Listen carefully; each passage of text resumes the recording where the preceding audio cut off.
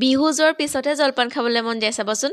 বিহুত দৈ গাখীৰৰ গোন্ধ পাওঁতে যে খাবই মন নাযায়, নহয় জানো? কোমল চাউল কেইটামান আছিলে, তাকে ধুই গৰম পানী দি তিয়াই ৰাখি দিলোঁ। মই বোলো কিমানো ৰুটি খাব, আজি জলপানকে খাওঁ। সেই বুলি দৈ টেকেলি এটা আনিছিলে, সেইটো উলিয়াই ল'লোঁ। মই যে দৈ দেখিলে ৰখিবই নোৱাৰোঁ জানেনে? দৈ প্ৰতি বিৰাট দুৰ্বলতা আছে দেই। আৰু আপোনালোক কাৰ কাৰ দৈটো প্ৰিয় বাৰু? দেখিলে মানে দৈ খাবলৈ কাৰ কাৰ মন যায়?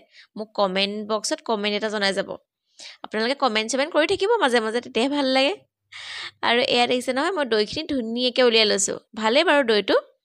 আৰু জলপানত যদি গুড় নাথাকে, সেইটো জলপান সম্পূৰ্ণ নহয়, নহয় জানো? যিমান চেনি খাওক লাগে আপুনি, দৈটো লাগিবই। আৰু এয়া কোমল চাউল ধুনীয়াকৈ কোমলি গ'ল, আৰু মই এয়া লৈ লৈছোঁ উলিয়াই। আপোনালোকে কোনে কোনে মোৰ পেজটো ফ'ল' নকৰাকৈ গৈছে বাৰু কওকচোন। প্লিজ ফ'ল'টো টিপি যাবচোন। মই একদম নতুন হয়, আপোনালোকৰ মৰম আশীৰ্বাদ মোক বহুত প্ৰয়োজন।